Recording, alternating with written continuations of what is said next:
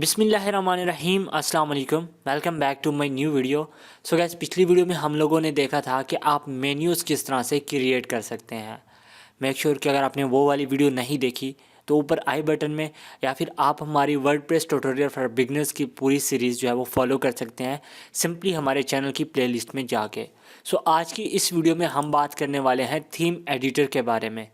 Theme editor क्या है, उसका यूज़ क्या है, आपको यूज़ करना चाहिए नहीं करना चाहिए, या फिर उसमें हम क्या क्या चेंजेस कर सकते हैं, या फिर वो आने वाले वक्त में किस चीज़ के लिए जो है वो यूज़ में लिया जाएगा। सो यस गाइस, मैं हूं शाम मलिक और आप देख रहे हैं पैन होस्टर यूट्यूब चैनल। सो चलिए वीडियो स्टार्ट कर लेते हैं।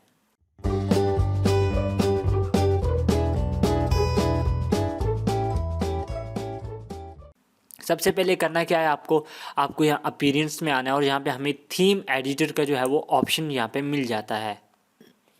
हमने सिंपली इसको ओपन करना है।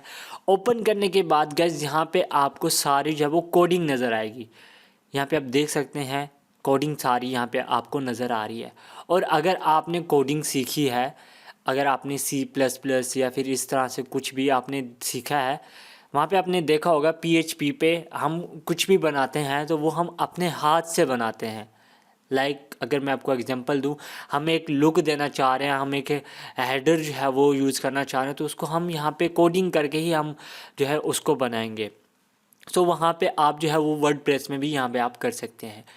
यहाँ पे आपने एक चीज़ का ध्यान रखना है, यहाँ पे अगर आप इसका एक एक लफ्ज़ भी, एक अल्फ़ाबेट भी अगर आप चेंज कर देते हैं तो उसका अगर कहीं ना कहीं थीम में यूज़ होगा तो आपकी पूरी की पूरी थीम जो है वो डिस्ट्रॉय हो सकती है, आपकी वेबसाइट डिस्ट्रॉय हो सकती है, या फिर उसकी जो है वो लुक बिगड़ सकती है।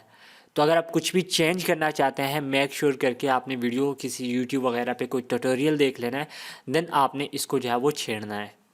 सो यहाँ पे आपको यहाँ थीम फंक्शन देखने को मिलते हैं, यहाँ पे हमें आर्काइव्स देखने को मिलते हैं, कमेंट्स, थीम फोल्डर और सारा कुछ यहाँ पे आपको देखने को मिलता है।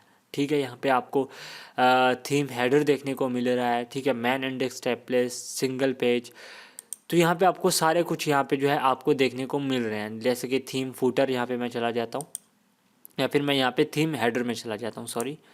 ओके, यहाँ पे मैं थीम हेडर पे क्लिक करूँगा और हेडर पे क्लिक करने के बाद अब बेसिकली हेडर का क्या काम होता है, यहाँ पे थीम हेडर का, आप अगर गूगल एडसेंस से अपनी वेबसाइट को कनेक्ट करते हैं और आपकी वेबसाइट अप्रूव भी हो जाती है, तो गूगल एडसेंस से आप जो है कोड लेते हैं जो कि एक ऐड कोड होता है, वो आप यहाँ पे पेस्ट करते हैं। अब उसको आपने कहाँ पे पेस्ट करना होता है, वो आपको करना होता है हेडर के नीचे, या फिर लास्ट पे, या फिर उससे स्पेस दे के आपको जो है वो यहाँ पे पेस्ट करना होता है। जैसा कि यहाँ पे आपको हेड नज़र आ रहा है, तो सिंपली आप इसको इंटर प्रेस करके यहाँ पे आप उस कोड को पेस्ट करेंगे, देन आप जो है अपडेट फाइल कर देंगे। उससे क्या होगा कि वो ऐड जो है वो आपकी वेबसाइट पे लग जाएगा और वो जो है शो होना स्टार्ट हो जाएगा आपके यूज़र को। तो इसी तरह से जो है आपको अगर इस चीज़ की समझ आए तो इस चीज़ में घुसने, अदरवाइज़ अगर आपको कुछ भी चेंज करना हो तो मैं आपको यही रिकमेंड करूँगा कि आपने पहले मेक श्योर करना है, वीडियोज़ देखनी है, देन आपने इस चीज़ को जो है वो छेड़ना है। ऑलराइट, तो इस वेबसाइट का जो है हम बैकअप लेना भी सीखेंगे इंशाल्लाह आने वाले वक्त में। और और नेक्स्ट जो है हम प्लगइन्स के ऊपर बात करेंगे कि प्लगइन्स क्या हैं, उनको कैसे यूज़ करना है, और प्लगइन्स को इंस्टॉल करने के बाद जो है हम कैसे इस्तेमाल में ला सकते हैं। सो यस गाइज, उम्मीद करता हूँ कि ये वीडियो आपको पसंद आई होगी। अगर पसंद है तो वीडियो को लाइक कर देना, चैनल को सब्सक्राइब करने के साथ साथ बेल नोटिफिकेशन को ऑन कर लेना, और अपना बहुत सारा ख्याल रखना। Thanks for watching. अल्लाह हाफिज़।